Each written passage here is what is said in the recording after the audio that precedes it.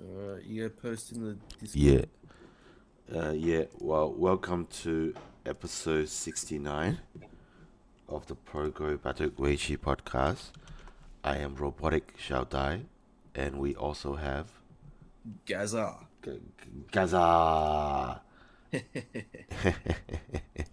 It's been a few weeks, hasn't it? A few weeks. Yeah. Yeah. Um, why is that? No particular reason except that Jinseo winning the In Cup made me really sad. Yeah. Good one. Good one. Yeah. Yeah, Well, but Gaza. the Ink Cup did happen, didn't it? Did it? It did, and I can't believe I just spoiled it for everybody. Um, Gaza, believe it or not, as we said, In Cup did happen after 2.5 years since the uh, semi-finals were played. I believe. In Cup has. Yes, 2.5 years of waiting. And was it worth the wait? Oh, I would have to say, Gaza, you have to tell me what your assessment was because I've been reading online what the assessment was, and I think it was a bit of a letdown. Well, I think that, considering it was, as you said, 2.5 years since the semi-final, they would have to be, you know, uh, a whole collection of epic games to be, worth the wait. And Mm. considering ended up being just two games of, fairly routine performance from both players, I think we have to say that yes, it was not worth the wait. Yeah, well, but congrats to Shin Jinseo. I think deserved winner. I think he's still like 200 points above his nearest challenger in terms of go ratings. So he's definitely by far the best player on the planet at this stage. Yeah. So Shin Jinseo's final opponent was Shaker, and basically two clinical games, and there's nothing really much to say there. I guess no one really expected Shaker to do anything, and he didn't. So there's that. Jeez, harsh. Yeah, harsh. But I do recall the first game. Yeah, There was some discussion online about how if you have the Kifu, there was a section somewhere in the corner, I think the top left corner, where perhaps Shaker was going to try and use an obscure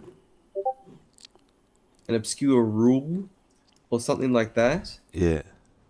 um, to try to trick Shinjinso. Okay, yeah, I wow. read this online. I can't confirm. I no, I think it was actually one of the Chinese commentators, Zhou Ruyang, Yeah, that was mentioning this, and perhaps even Lian Zhao was yeah. also commenting on it as well. Um, I suspect it was more or less a joke because I mean it's you can't use like tricks and kind of pin your whole strategy on tricks to try and win against Sinjin. So that doesn't sound really clever to me. no, but it is true that the In Cup uses a special rule set that isn't used in any other tournament. Not just the time controls as well are special in that it's basically 3 hours of uh, absolute time. There's no sort of Byoyomi. Yep. Um, but also the rule set is slightly different to Korean rules, Chinese rules, Japanese rules. Yeah. So I don't exactly know the ins and outs of the rule set. Yeah, but it. I mean, I guess even in Chinese rules, I guess if your corner is like a bent four, then theoretically, you need to resolve it in game. It's not like Japanese rules or Korean rules where it's just dead. I believe you still have to resolve it. So I don't know if there's some kind of weird stuff there that happens. But Is this game one? yeah, this is game one. This is game two. Yeah. Game one. This is game one. Yeah. So this is a bent 4 in the corner, I guess. Over here. Who's bent 4? So Black. Shekhar is white. Shaker is white. In this Jinseo is game. black. Um, in the bent 4, I believe. Maybe Shaker is already way behind on this one, but if I'm not wrong, theoretically you can throw in here. White can throw in, and black will technically have to fight a ko, so it's not straight dead. Yeah. So Okay. but I guess even for white to stay alive, white needs 2 moves. So maybe that's just not good enough. If white needs to spend 2 moves to leave the corner, because according to this calc, black is already ahead by 6.5, even if white lives. So maybe there's not much chance for white. Yeah. So yeah, I think not. I don't think even. I think Shin Jinseo can just leave it and just play 2 moves elsewhere. That will be good enough. So yeah, that wasn't Yeah. that was never gonna work for Shaker, I guess. And I don't really know if there was some kind of special rule that I'm not aware of. Honestly, I'm really bad at rules. I don't even think I can tell you the difference between the Chinese rules and the other rules. So yeah. Well, all right. So Gaza, so there's that. I guess unless there's anything else you want to say about the Ink Cup, we can move Well, on to the I next think it topic. was also a bit interesting that the In Cup final was best of 3. Yeah. Oh This yes. edition, this was the 9th edition of the In Cup, Yeah. and the previous 8 editions all had best of 5 finals. Yeah. And this time around, and obviously in those previous editions, we had to wait, maybe 6 months Yeah. between the semi-final and final. This time we had to wait 2.5 years, Yeah. and we ended up getting just a best of 3. So I think the question is the In Cup I think, well, one of the reasons for the delay in the final was because they wanted the final to be face to face. Yeah. And there was COVID, So of course. it wasn't necessarily financial reasons that there was a delay in the final. I mean, But just for historians listening, a thousand years later, there's this thing called COVID during this period. So that's why people don't really want to, meet face to face. yeah, so all of the games before the final were played online, but the final they waited until face to face was possible. Yeah. But still, instead of a best of 5, they changed it to a best of 3. So I guess the question is the In Cup going to continue, or Ooh, that's a big one. why was it best of 3 instead of best of 5? Is it financial reasons? No, or what? I really don't think it's financial reasons, because I think the billionaire founder of this Income Foundation thingy, I don't know where it's situated. I think it's in Shanghai, and in some parts of it in Taiwan, I suspect.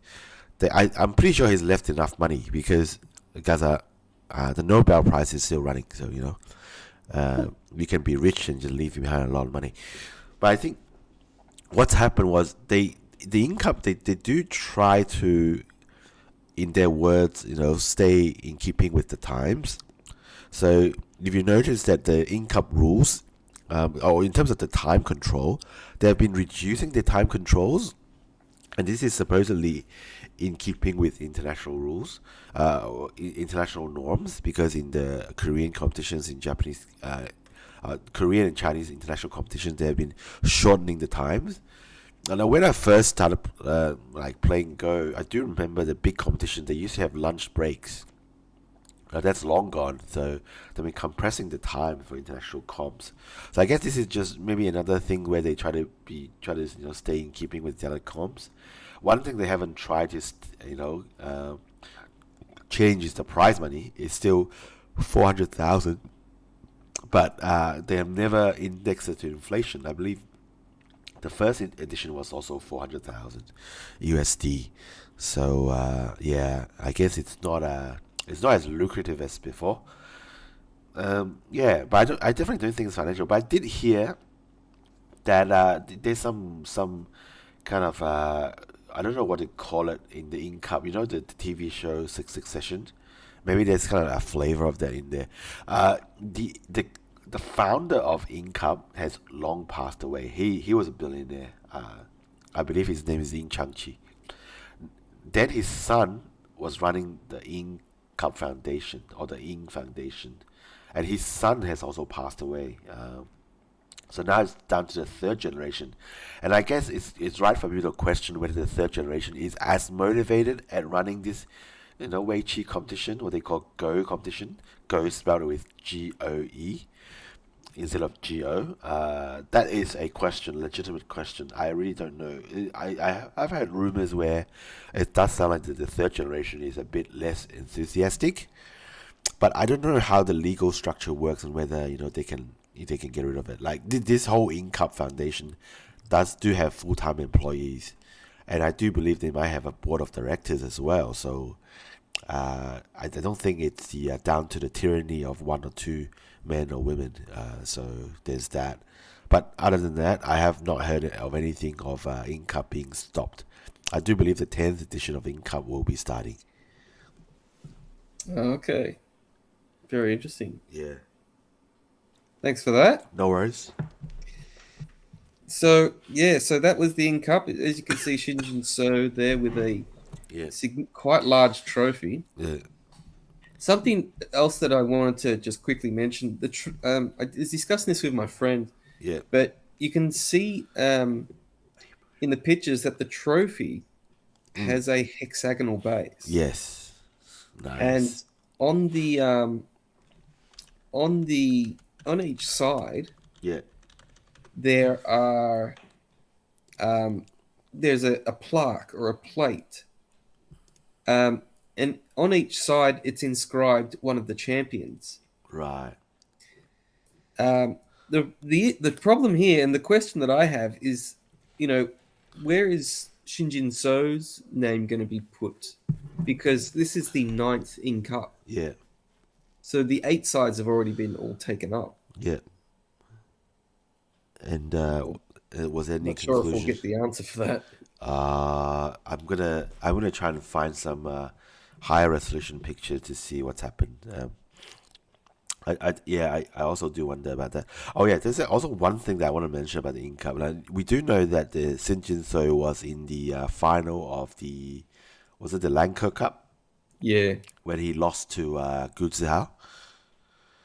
And in an interview to the media, Shin Jinseo basically said he was so distraught after losing the Lanka Cup that he thought about, he couldn't get his motivation. I can't recall exactly, but he might even have said that he thought about retiring or something like that. And then I can't remember if he did say that he wanted to retire. That's one bit I can't remember. But he did say that I do remember him saying that he was very, very depressed. But he said, if not for the In Cup, I would have, just done something else. But because there's an In Cup, I need to keep myself, grounded and motivated and keep putting in the hard work. So In Cup was what kept Shin Jinseo going, supposedly. The fact that the In Cup final was very soon. So, and by the way, this reminds me of another top-ranked player. This time from China, Chang Hao. Chang Hao was a little bit of a tragic figure, I guess, because obviously he was one of the best players in the world, but he also happened to, be playing Go in the same era as Li Changho, and also later on Li Sedo. So I believe he made the final of international majors 6 times, and lost every single one of them. And in one year, I think one of those years, he made the final of In Cup and the final of Fujitsu Cup. And in the final of might have been, I can't remember if it's the Fujitsu Cup or Samsung Cup final, but the final was versus Li Sedo. And he was leading so much in the final game that Nia Weiping basically said, "Oh, let's pack up. Chang Hao's already won. Congrats on Chang Hao winning his first international title." And he ended up losing to Li Sedo. So, and Chang Hao also said in an interview that after losing that game, that final to Lee Sedol, he also, was very distraught. He was very depressed. But because there was an in-cup final that he had to prepare for, he kind of had to pick himself up. So similar story here. Maybe top athletes have this, mentality, have this really mental strength where they're resilient to the point where, if there's a goal in front of them, then they can pick themselves up no matter how, harsh Right. the thing that beat them down was. So yeah, that was very interesting. It reminded me of Chang Hao. That's all. All right, and I think that's Gaza. That's enough about Incup and the stories behind it. And Gaza, we're gonna move on to another huge thing that is happening today. Gaza, huge. Do you know what it is? Yeah, happening today. So Yeah.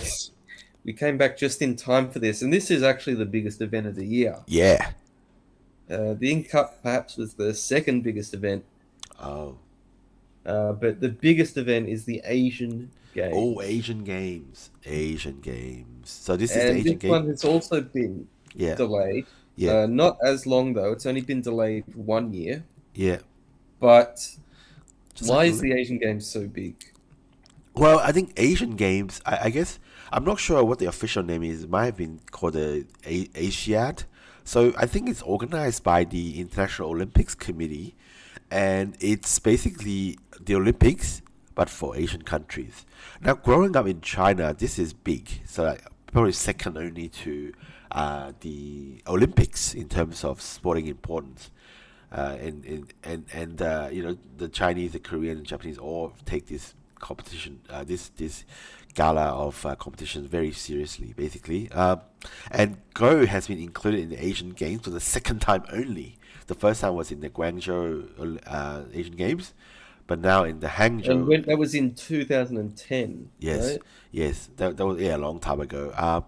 And we have, believe it or not, Park Chun-hwan playing back then in the Guangzhou Games and also now in the Hangzhou Games. It's a bit of a funny, it's a bit of an interesting situation because all the Asian Games run by Chinese cities have included Weiqi as a game, but the ones ran by Korea, I believe the Asian Games right after Guangzhou was Incheon, and that didn't have the Baduk in it. And presumably, given that Korean won all the gold medals in Guangzhou, you would have thought that it makes sense for Korea to run it, but they just don't for some reason. So now with the Asian Games happening in Guangzhou, now the Asian Games have a lot of sports that are only popular in Asia. So that's why you have things like Weiqi. I guess chess is popular all around the world, but it's also one of the games. They also have things like cricket, things like kabaddi, and things like Chinese wushu. That's like a martial arts. Oh yeah, wushu. Yeah, and also that soccer volleyball thing from Thailand, sepak kratau. Oh yeah. That one. That's lovely. Well, honestly, my favorite is really kabaddi, but I don't know if I want to mention too much about that. Given this Oh is a yeah, Go I've seen kabaddi on. Yeah. I saw it on TV once. Yeah, it was really good on Sunday mornings in Australia. There's a TV channel called SBS. They usually show highlights of the Asian Games. But Asian Games technically has already started because of the soccer tournaments. Because they do take longer than the games. But today, I believe, is the first day of official competition, and we have the Asian Games Weiqi tournament involving the big guns: Korea, Japan, China, and Taiwan. And Gaza, believe it or not, it's not only these four regions that have pro players participating in the individual events. Now you mentioned individual events. How many Weiqi events are there? Like how many medals? I believe are there's 3 medals. There's the individual events.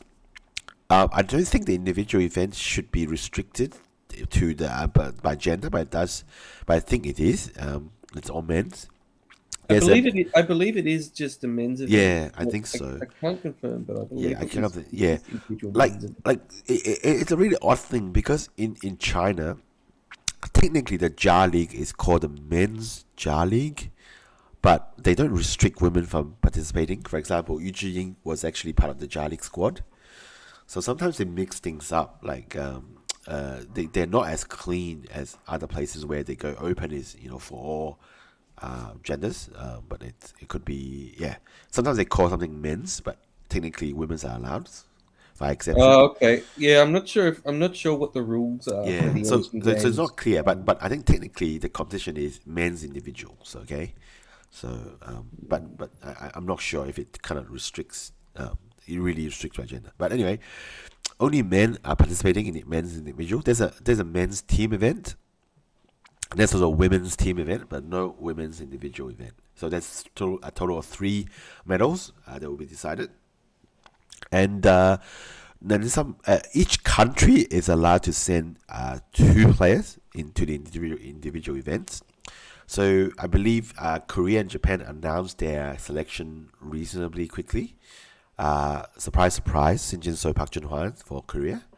And for Japan, they've selected Ichiki and Shibano Toramaru.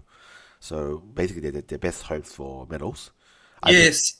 Yes. So we're talking about the men's individual events. So for Korea, as you said, Shin Jin-so was selected immediately. Shin Jin-so was selected automatically. yeah, Park Chun-hwan was actually had he to go through technically a qualified qualifier, right? Yeah, for his spot. It was an interesting qualifier. It was between there were 5 players, yeah, but Park Chun-hwan basically went straight to the final. mm, So the other 4 players had a knockout. Lee Ji-hyun, Shin Min-jun, Kim Young-hun, and Byun Sang-il. And Byun Sang-il won that knockout, and then it was a 3-game final against Park Chun-hwan, and Park Chun-hwan won that 2-0. yeah, So that was how Park Chun-hwan ended up getting selected, and Shin Jin-so was selected automatically. For Japan, I believe they didn't have any sort of scrimmages or tournaments. yeah, They just selected Ichiriki and Shibano, which kind of makes sense yep. because Because they're Yama's the no longer. two they hold the 2 biggest titles in Yep, Japan, the Kisei and the Meijin. yep, But you sort of have to like obviously in Japan you've got a Yuta who's yep, been such a juggernaut yep, on the domestic scene for well over a decade now. yep, But he did not get selected for the individual yeah. event. He's still in the team event though. Yes, yes, but let's focus on the individual event. If we just focus on one event at a time, it'll be easier for me to timestamp it. Yeah. So, uh, guys, now I just looked at the individual event. Now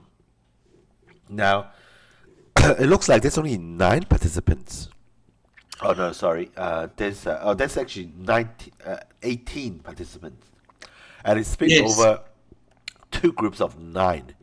And yes, that's right. You're right. There are 18 participants, yeah, and they're 18, split up into 9 groups. 2 groups.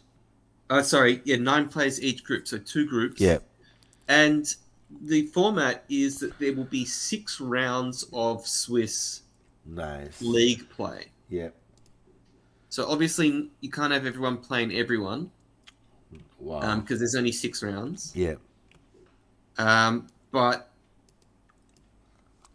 I. each player will play 6 games, and then the top 4 Mm, will go through to the next stage, which is knockout. yeah, The rest of the tournament will be knockout. So there'll be the top 4 from each group. Sorry, yeah, will go into the quarterfinals, yeah, and then the quarterfinals is a 1-game elimination, semifinals 1-game elimination, and then the final is 1 game as well. yeah. Very So intense. Yeah, yeah, so it is going to be as you said, it is going to be very intense. Um, and the thing is, this format certainly allows for bit of some upsets or oh, some surprise results. Not in the group play. I think the group play, the top 4 that we'll see in each group will be fairly unsurprising. But then, just single game knockout for the rest of the tournament could definitely see some surprise results. yeah. Yeah, But as you said, for Korea, we've mentioned the Korean team, the Korean players, Shin Jinseo and Park Junhwan, yeah, and the Japanese players, yeah, um, Ichikiryu and Shibano Torimaru. yeah. Who are the Chinese and Taiwanese players? Now, Gaza, China was very tardy in terms of their release of names, and for good reasons. Because I guess on everyone's mind they have Kerje, but let's just say Kerje hasn't had the best form in front of the goal board. Arguably, some people say that he's doing quite well, but definitely if you look at the ratings now, like let's just look at the ratings, okay? If you go to Go ratings, I believe Kerje is now sixth. Okay, if you go to shoulder hit ratings, Kerje is now fifth. So very similar. So Kerje is no longer the Kerje of yesteryears. He's probably more interested in running the kitchen of his restaurant than playing Go. I'm not sure, but for some reason, in the infinite wisdom of the Chinese Weiqi Association, they have decided to select Kerje because for some reason they still think he's got the best chance of winning a medal. And the second player maybe is also very hard to choose because in China there's so many top players. Like for example, Gu Zihao recently won the Lanka Cup, but Gu didn't get selected. Instead, Yang Dingxin was the selection for China. So Yang Dingxin and Kerje will be playing in this competition in the individual events. Well, Yang Dingjin, interestingly, I mean, he did have that incredible game to beat Shin Jinseo in the semi-final of the LG Cup. Yes, that was incredible. Yeah. But that was almost a year ago. However, that was still I still remember that game. Yeah. One of the most insane games in terms of quality by both sides. But I think that Yang Dingjing is a pretty solid pick. Mi Yuting, I think, would have also been up there for consideration. Yeah. But yeah, Kerje is an interesting one considering he hasn't won Anything. any tournament for a while. I think maybe over a year now. And Yeah. in terms of international titles, he hasn't Yeah. won anything since Yeah. the Samsung Cup 3 years ago. Yeah. Now, guys, you mentioned this because if you recall, one of our friends shared a post by a Chinese, what do you call him, a Weibo Twitter guy, and he comes up with his own ranking based on recent international results. And if you recall, Choi Jong actually made the final of the Samsung Cup recently, and in that ranking, he placed Choi Jong 11th, and guess who's 12th? Kerje. So Kerje even ranks behind Choi Jong if your methodology is only looks at. Oh wow! So using a methodology based on performance in international tournaments. Yeah. So that's kind of tells you how far Kerje has fallen. So if you recall, when Kerje beat Shin Jinseo 2-0 in the Samsung Cup, 3 years ago, he was like, no, Shin Jinseo is still too young. He's still got some way to go, and now Shin Jinseo could be overtaking Kerje in terms of total number of world major titles in 12 months' time. So God knows what's going to happen. But enough about this Kerje and Yang Dingxin, because in Taiwan we have Lai Junfu and Xiao Hong representing Taiwan, so not a weak team. If you recall, Lai Junfu beat Kerje in the Lanka Cup first round, I believe.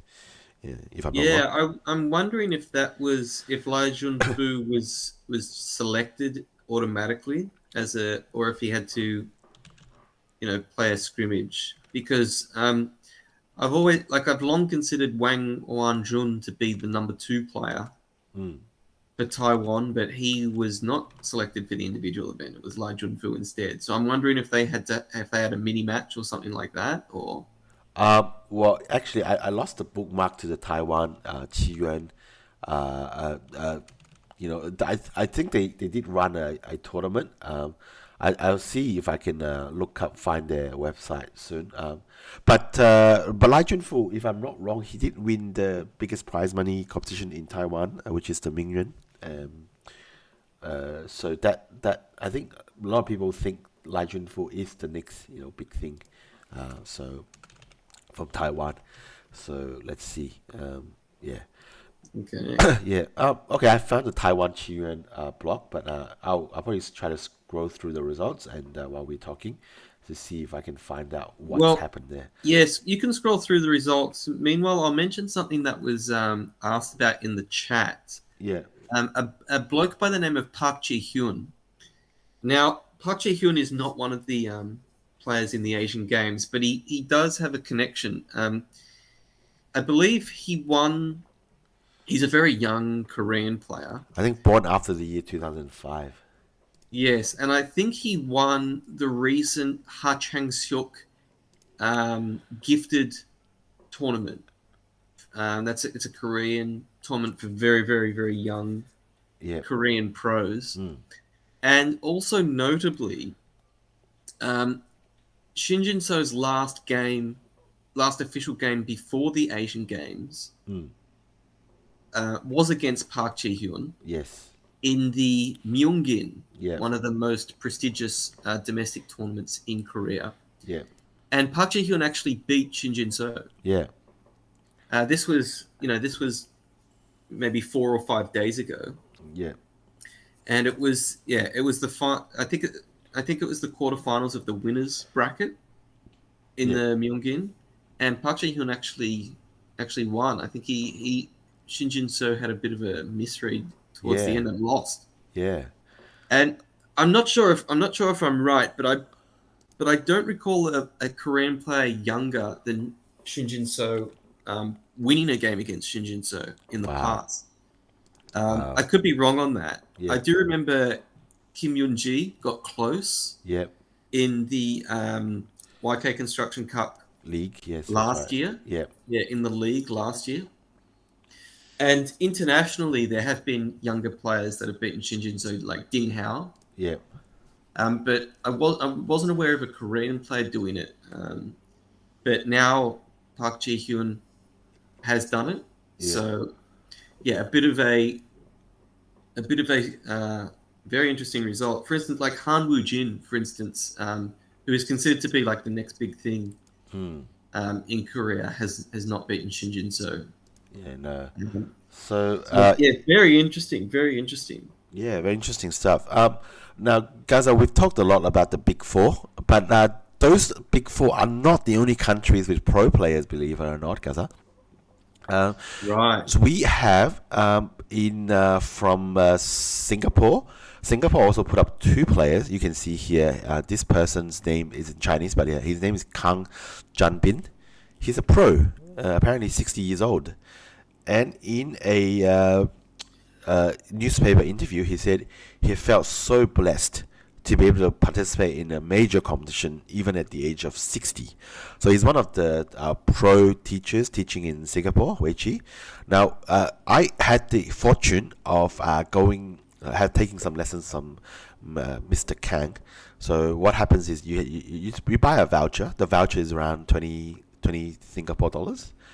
And believe it or not, I was the only adult in the room. Everyone else was kids. So I took some lessons, and you buy vouchers in batches of 10, so you pay 200, or 300, 10 vouchers, so that's 10 lessons. And I got to play, and I'm very proud to say this, but I got to play a 13 by 13 with Kang, while Mr. Kang was playing against 3 other players, and I almost won. And at the end, Mr. Kang decided to really quickly finish off his games with the other 2 players to focus on me. And I can see that he was being very serious. He played really serious against me. And I got tricked. I got tricked in one of the corners, and I basically got a goatee, but I was alive. And with that corner, I lost about 5-6 points. And Mr. Kang only ended up winning by 1 point. No Komi versus me. So yeah, that was my achievement of my career. Nice. Very nice. Yeah. So that was it. Very nice guy, Mr. Kang. He's a pro originally from China, but he's been teaching in Singapore forever. So that's another pro. But there's another pro also from Southeast Asia, Chang Fu Kang. He's pro. He's Malaysian Chinese, and I do believe his family was based in Shanghai, and that's how he learned Weiqi. And he's been studying Weiqi very seriously and wanted to become pro, but because of his foreign national status, it was maybe not so clear in China how he would become pro. I guess technically He Jia also became pro in China, but I don't know if they've changed the rules since then. So Mr. Kang decided to go to Japan. And because of his strong foundational skills in Weiqi that he learned in Shanghai, I believe, he was able to become pro in Japan. Now he's playing the Japanese professional scene. And there was a very interesting video interview with Mr. Chang there. He just got off the bus, and people were asking him, what do you want to achieve in these Asian Games? He said, Ke, wait for me. So let's see.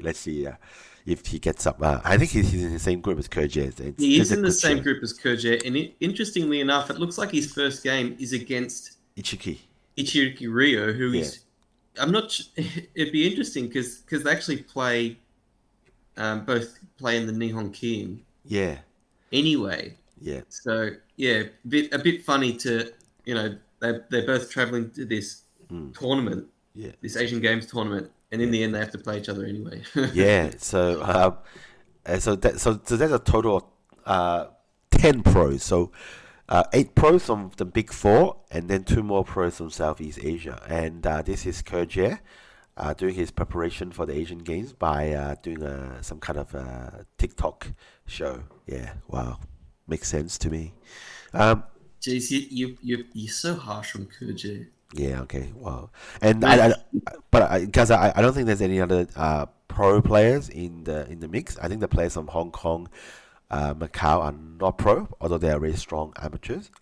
The players from Thailand are also not pro, but I believe are also very strong amateurs. Yeah, and Thailand, unfortunately, we've never mentioned this before, but 12 years ago, Thailand had.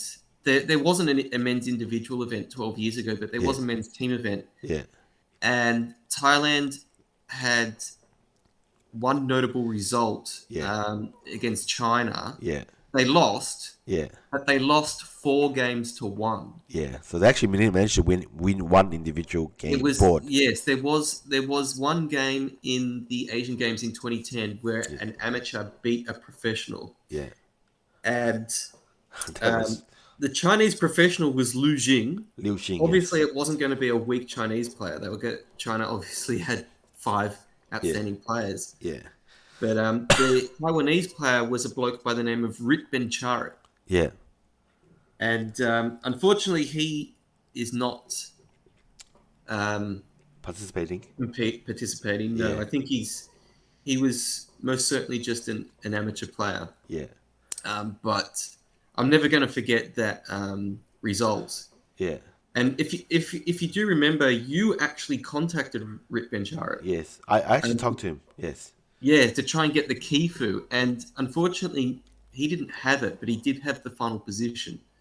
Just in the last 1 or 2 moves, which were the most important moves, because actually, Rit Bencharit only won the game on the very last move. Yeah.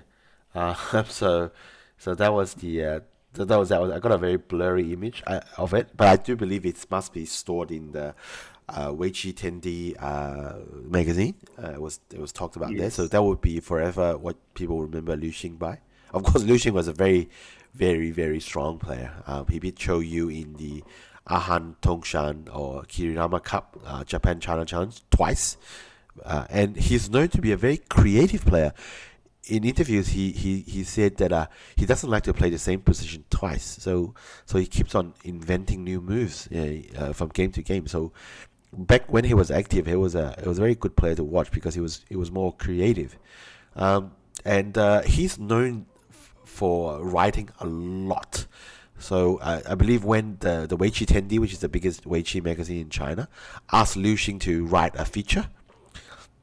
And the magazine was expecting no more than 2,000-3,000 words. Liu Xing came back with like a 10,000 word piece, and they had to edit him down. Apparently, that was the story. So he was a very, very what do you call it? He's he's the arts he's the arts graduate of the Weiqi world, I guess. Yes. He likes writing He's a lot. also Wang Qingxing's husband. Yeah, correct. Yes, and I believe he was one of the founders of Weiqi TV, one of the big Weiqi streaming platforms in China. I don't think it continues to operate. And he said his dream was to open a small bar somewhere in Beijing. So he's maybe a little bit of drinker as well, whiskey. So that's about the Asian Games. Really looking forward to it. If I'm not wrong, these are the only countries or regions with players in there. Now, the Singapore's participation was because of a petition, or because of a what do you call it? When you lose a court case and you disagree, and what's that called when you go to a higher court to appeal? Yes, because now in Singapore apparently they will not send an athlete to an event if they do not believe that those athletes have a chance of coming in the top 6. And originally Singapore was not going to send a Weiqi team, even though within the Singapore island I've seen they have a fairly strong Weiqi culture. A lot of kids play there. So they had to appeal to the Singapore National Olympic Committee to say, yeah, actually Singapore do have a chance of coming in the top 6. And if you look at the field, maybe not in the individual, but in the team event, they might have a decent shot. So yeah. Yes, but yeah. I'm glad that they did. Yeah. But we should also mention. So we've mentioned the format of the individual event. Yeah. It's not. So just to remind everyone, 9 players in 2 groups, so 18 players in total. Yeah.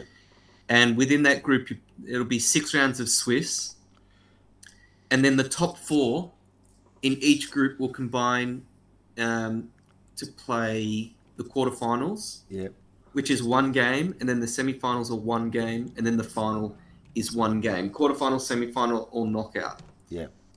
Now, the time controls are, I believe, 1 hour main time, 30 seconds Byoyomi. Right.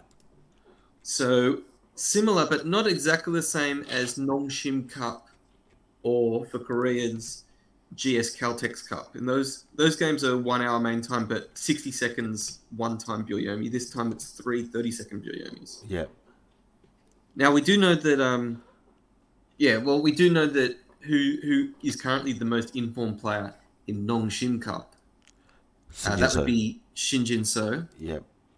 So interesting to see if his dominance in the Nongshim Cup and also in the GS Caltex Cup is because of his I'm wondering if he's specifically trained for this time control. Yeah. Because something that we also haven't mentioned, and the reason why these Asian Games are so important for Koreans or Korean men is that if you win a gold medal in the Asian Games, you get an exemption from military service. Very nice. Yes. Because in Korea, all men, once they reach a certain age, they have to do compulsory military service. Yeah. And for Park Chun-hwan, he won a gold medal in the Asian Games in 2010. He actually won 2 gold medals. So he already has an exemption for military service, but Shin Jin-seo does not. No. And so for him, while this is not like a world major in terms of, the In Cup or LG Cup or anything like that. Yeah. This perhaps is the most important tournament of his life. Yes. It's more important than the In Cup. Yeah. Yeah. So I think I've told this story before, but Lee Chang-ho, the great, never did military service. Although that you may be wondering why, but obviously Lee Chang-ho was by far the best player in the world back in his prime. And technically, they required him to do military service. But what happened was, somehow they convinced the military that Lee Chang-ho playing Weiqi is going to do more for the country than if he had participated in the military as like a serviceman. So the higher ups in the military, I guess, were convinced, so they actually got Li Changho to join the military. He only did some military training, but then he served the military by playing in professional games. So he actually played as a professional, but was technically part of the military. But the military just let him play. He also technically did the military service, but by playing Baduk. I think that is the only exception. No one after Li Changho has received that kind of treatment. So yeah. So that's it about, I guess, the Asian Games. Really looking forward to it. Just want to mention today will be day one. The first round draws are already out. There will be another round in the afternoon. But in the morning, we have some big guns playing. Kerjie playing Park Junhwan, we've mentioned. So Ichiriki playing Chang Fukan from Malaysia. Lai Junfu versus Chen Naishen from Hong Kong. Chen Naishen is a very strong 6-dan, so an upset might happen, but I guess still unlikely versus pros. Kan Jianbin from Singapore will be have a bye, and then we got Macau versus Thailand. In the other group, we have Xu Haohong taking on another player from Malaysia, Lee Shoukai. I believe Lee is not a pro, so we've got Hong Kong taking on Thailand, and then another big one, Shin Jinseo versus Yan Dingxin. Singapore versus Macau, and Shibano Toramaru got a bye. So that's the first round game, day one matchups. Yes. So let's see what happens. Yeah, again, so those are big games, Korea versus China. Yeah. Obviously, those are going to be big games, but in terms of the effect they'll have on the standings or the later tournaments, these are not really that important, I would say. Perhaps like for the players' mentality, but for instance, if Shin Jinseo loses or if Yang Dingjin loses, I mean, one of them will lose, they're almost certainly still going to finish in the top 4 because, apart from, Shibano and Zhu Haohong, you'd have to say perhaps a step below. Yeah, okay. Well, but even then, like, that's probably going to be the top 4: Korea, China, Japan, and Taiwan. Yeah. And the knockout is the important part. So this Shin Jinseo versus Yang Dingjin certainly going to be, in terms of the quality of the Weiqi, definitely going to be something to watch. But the result itself is not going to be that big a deal. And there's an innovation in China as well. They actually brought out here their live stream schedule for the Weiqi tournament. And guess who's going to be commentating on the gold medal matches?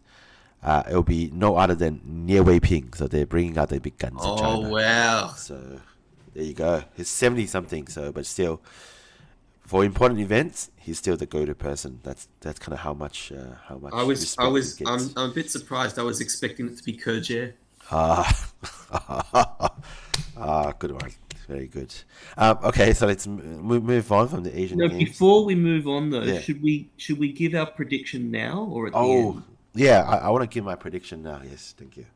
Okay, I want to give my prediction first. Yeah, okay. Now, despite all of your negative slagging off on this player, Kerjie, yeah, I am tipping him to win, not because he's the strongest. Not because he's the strongest player in the tournament. That's obviously Shin Jinseo. Shin Jinseo is the strongest player. Yeah. But Shin Jinseo does have a tendency in international competition to perform below his best at the highest stakes. We've seen him. He's lost 5 World Major Finals. In a couple of those, you would say he wasn't the favorite. Yeah. Some of the early days. But this year, he lost to Gu Zihao. In 2021, in the Samsung Cup, he lost to Park Junhwan. And I'm not sure if his mental resolve is... I'm skeptical about his mental resilience. Oh, wow. That's a big call. Yeah. I'm thinking that Shin Jinseo may not even make the final. Wow. Big call. And... with Shin Jinseo not there, it's if Shin Jinseo doesn't win, it's open for anyone, and I think that Kerja has been Yeah, biding his time. He's been saving up yeah. for his next big performance, and this is it. Yeah, because I thought your reason for Kerja winning was because he can bribe the players with expensive meals at his restaurant, which is also happens to be based in Hangzhou. But okay, so that's not the case. Okay, someone in chat, Hanamaru Alice, Yeah, big fan, long time yeah. chatter, he's giving me 2-1 odds. Kerja won't even make the semis. Ooh, oh So wow. basically, yeah, you know what, Hanamaru, I'll take those odds. Yeah, All right, I'll give you 10 Australian. I'll bet $10 Australian. Ten wow. Australian dollars. Okay. That's a big bet, Gaza. You know where to find me, Hanamaru Alice. Yeah, okay, okay. We'll discuss on Discord. Yes, yes. Now that's my prediction. What's your prediction? I think my prediction is that it's a bit of a boring one. I think Shin Jin-seo take out the gold. Park Jun-hwan will take out the silver. And we got Yang Ding-shin taking out the bronze medal. Kerje will not even make the semis. Thank you. Oh, okay. Yeah, You know what? That's a reasonable prediction. That's a yeah, reasonable yeah. prediction. I think it'll be Kerja and Yang Dingjin, by the way, in the Wow. final. Big Yeah. call, big call. Yeah. Okay, well, we shall see. It's going to Is conclude. there, so there is a third? Oh, there will be a third place playoff, right? Oh, Because there no, has to be actually, medals. now I'm actually not sure. No, I'm sure there will be because it's Asian Games. There are Yeah, medals. okay. There's gold, silver, and bronze. Yeah, but you know how And it's not like some events if you make the semi you get a bronze, so there's two bronze. yeah, but that's in events like boxing or or, Yeah. or or martial arts or something because they don't play the third place playoff because the loser could be hurt. Yeah. Okay. Sure. But this is Weiqi. Yeah. I'm Okay. pretty sure they'll have a bronze medal playoff. Yeah. I believe that they did in the last Asian Games, the 2010 Asian Games. Right. I can see that the team event does have a bronze medal event, but I don't see one for the men's, so I don't know. Oh, okay. There So, may but not be a bronze event. yeah. Well, let's see. Well, But in any case, I think that the finalists will be Kerja Kerja. and Yang Dingjin. But it should be pointed out, like I said, the nature of the final stage being one game knockouts does open up the possibility for upsets because you can, a player can just have one bad game in the knockouts and they're gone. Yeah. So, will we see Ichiki Ryo or Shibano Torimaru perhaps make the final? Ooh. Wow. No, but yeah, good thinking. So okay. Well, anyway, Gaza, I think that's the Asian Games. Now, believe it or not, it's about 9 a.m. in Australia, so I might have to go at any time. But let's quickly cover some other events. Can we quick? Oh, okay. Yeah, So we're not okay. going to cover the team event. Team. I don't really know what's happening in the team. I don't even have the thingy. But Well, I do know what's happening in the team event, but yeah. we can agree to have another podcast before the team event Yeah, to okay, discuss that. we can talk about that in the other podcast. So Okay. so Gaza, let's quickly cover this thing. Also, maybe is somewhat related to the Asian Games because that was a really big one which we didn't get to cover, and that's Zhou Junxun. Of Yes. the former LG Cup winner fame, there was a really big news in the Taiwan media, and that is one of the Taiwanese players, female players, Su Shengfang, accusing Zhou of sexual harassment. Yes. Well, Ooh. yeah. So this is related to the Asian Games because Su Shengfeng, while not being Su Shengfeng is a woman, by the way. Yeah. So, but she's not a member of the women's team. She wasn't selected for the women's team, but she was part of the training squad. Yes. So the women's team had 4 players selected, and then they had other strong women players play as part of the training squad. So obviously training against each other, to get their skills up and all of that sort of stuff. And Su Shengfeng while participating in this training, accused the coach, the head coach, Zhou Junxun, of sexual harassment. Yeah. And ended up withdrawing from the training squad as a result. Yes.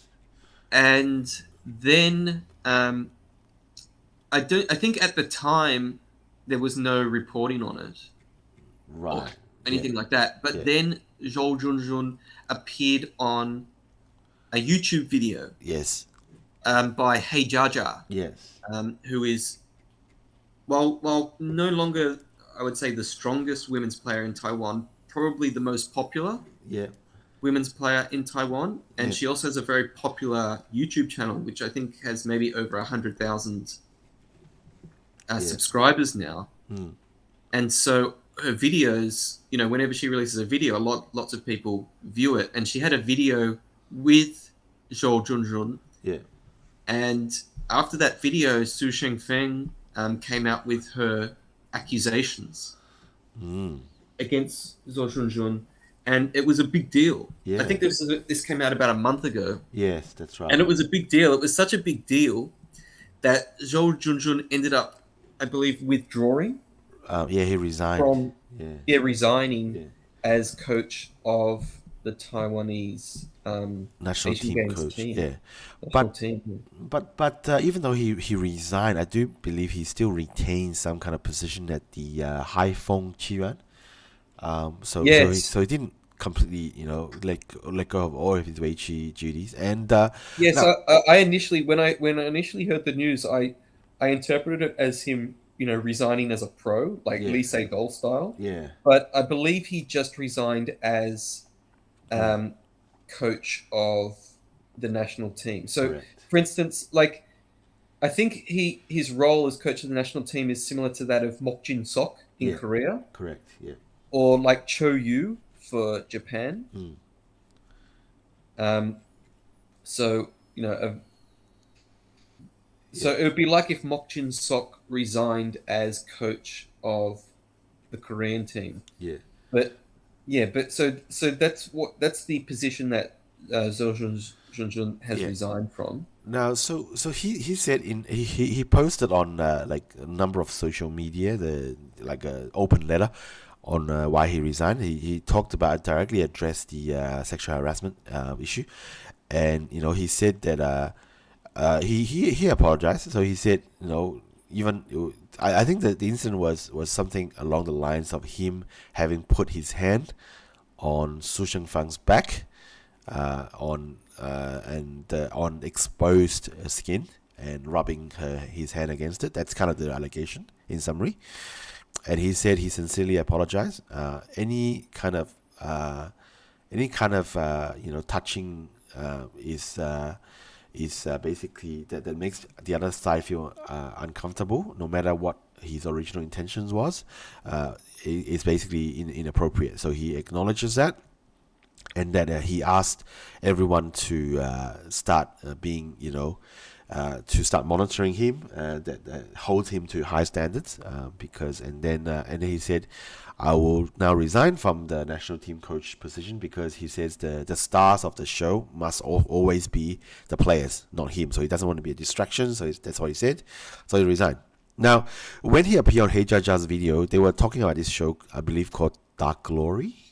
I can't remember what the English name was, but the show was about bullying, and I think that the fact that the show was about that kind of triggered Su, and so now Zhou Junxun is no longer national team coach, and apparently Haifeng Qiyuan then started an investigation into the whole event. And basically, they said that many of the things that Su Shengfang had mentioned in her TV interview did not happen. Now, Su Shengfang not only mentioned just the sexual harassment, she also mentioned how she went to the manager of the office to complain about it, and was basically told that just take it easy, and things like that. So she also mentioned her story about doing complaints. Haifeng Qiyuan came out with an investigation saying that some of these things didn't happen, but you never know, because unless the investigation was done by a third party, reputable kind of law firm, it's like saying you investigated yourself and said that things didn't happen. So it's very hard to tell from the outside what's actually happened. But I do believe this saga has kind of died down. Maybe the media are not interested in the story anymore, but I don't think there has been another resolution of this since this happened. But that was the big news from coming out of Taiwan about Zhou Junxun. So Gaza, that was it. Is there anything else you want to mention about this whole story before we quickly talk about this making No, history? I think you covered it pretty well. Now, Ueno Asami, probably one of our favorite players, has recently made history, and this is Ueno being depicted anime style, playing Ghost Stone, and for good reasons, because she's now actually won the Japanese Rookie King, the first woman to do so. Gaza, believe it or not. Yes. Yes, she Yeah. won that just a couple of days ago, actually. Yeah, so she won it against a Taiwanese player, pictured here. In China, China had women Rookie King winners or new talent game winners. I think back as far back as the 90s, some women have won but recently Zhou Hongyu and Yu Jiying have won the Chinese version of the Rookie King. But in the Chinese version of the Rookie King, women players are allowed to participate up to the age of 20, while men players are only allowed to participate up to the age of 18. So women players are given extra 2 years to mature, but still, it's still a huge achievement for Zhou Hongyu and Yu Jiying to win the competition. But in Taiwan, I believe the Rookie King, the so-called Rookie King, criteria for entry is a bit lower. I think you have to be 7 dan or below and have not won a major title, and below the age of, is it 20, 30 something? Can't remember. But I'd have to look it up. yeah, but criterions are a lot less strict. Of course, Ueno Asami has won lots of women's titles already, so it's hard to call her a rookie. But within the entry Well, and requirement. she was in the. I should also say she was in the semi-finals of the Rookie King last year and the Right. final the year before. Right, very So nice. she was a finalist 2 years ago. Yeah. You have to be under 25, by the way, Oh, under 25. Okay, so and you yeah, have to be below 7 dan. 7 done. Yes. And also, you can only win the Rookie King once. yes. So Okay. you could think about it as I mean, if you want to be harsh, you could think about it as she lost the final 2 years ago, but then she didn't have to play that person anymore because they're eliminated, and then she lost the semi-final last year, but Yeah. so that's another person gone. Yeah. I think. But then for all those people that are no longer eligible, you've got young up and comers Yeah. that can overtake them as well. So each year the tournament is equally difficult. So Yeah. So, but it's still big achievement for Ueno Asami. So, congrats. And I think that's all that I have to. well, you mentioned that China had some rookie champions. Also recently, maybe about a month ago, Kim Eunji won a rookie tournament Yeah. Okay. in Korea. I don't think it's the actual rookie king. Right. Korea has an equivalent rookie king, but Korea has several rookie tournaments. And Kim Eunji won one. I'll have to look it up. It was a big tournament. It had all of the players that would have played in the rookie king as well. Oh, very nice. Yeah, but I believe I'm not sure if she's the first woman to win a rookie competition Yeah. in Korea, but she may be. I do know that Choi Jong has never won a mixed gender competition. Okay. Yeah. So Yeah. it was a big achievement. Yeah, Rookie Hero. It's called the Rookie Hero competition. Yeah. First woman to win a rookie tournament in Korea. Yeah. So something that Choi Jong has never achieved. Yeah. Wait, I'll send you the link so that you can Very put it nice. on the screen. Yeah. Um, but she beat Kwon Hyo Nice. Jin, Yep. he also won a rookie tournament this year, and was trying to win a second one, but lost to Kim Eunji. Eunji. Yeah. So yeah, it does look like that. The women players are very competitive.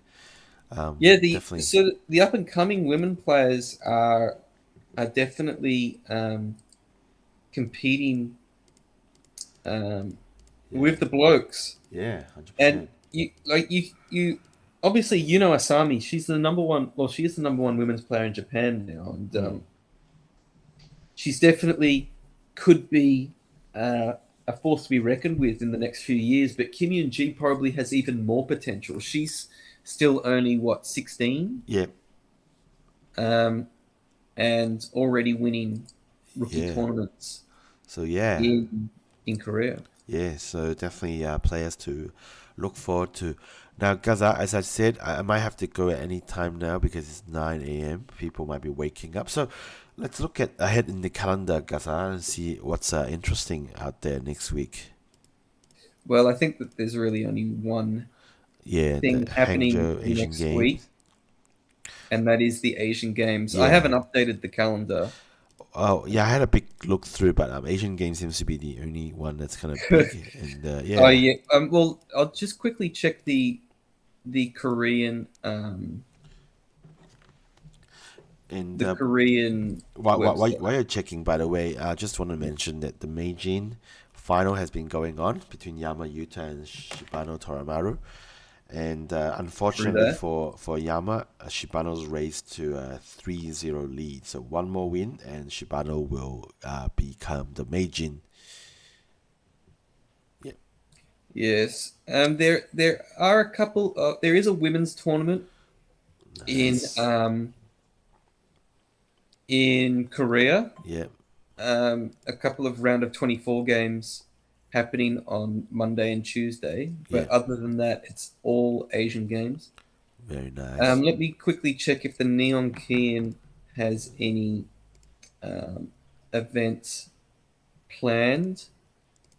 Um, there is something scheduled for the 7th of October, so nothing before then. Yeah. So this week it's just Asian games. Yeah. Yeah. So Yeah. that will be it. Okay. So I guess that's it for another episode. Thank you for everyone who's tuned in. Oh, Yeah. one question that I have. Yeah.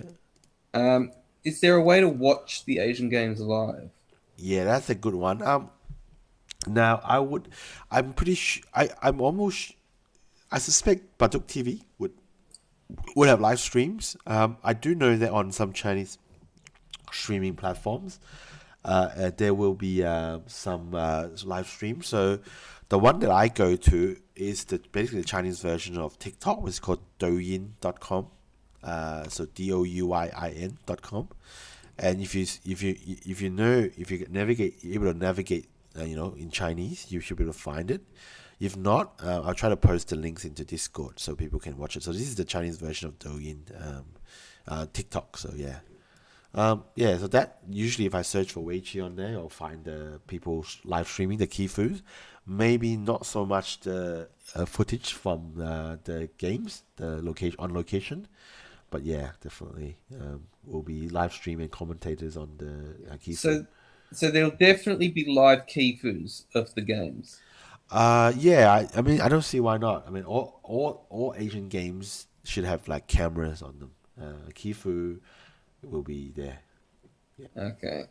Yeah. If anyone um, does find out, or if we find out, we'll post in our Discord, Yeah. the Pro Weiqi Yeah. Discord, Yeah. and we'll try and post a link to the Discord Yeah.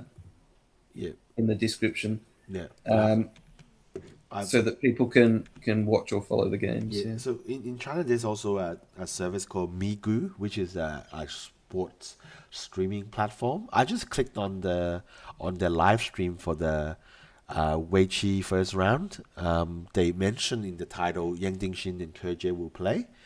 So and it's about to schedule in about another 2 hours. I hope I'm not region blocked. So yeah, hopefully I'll be able to watch it. But I've already pasted the link into the chat, so people should be able to see what's going on. Yeah.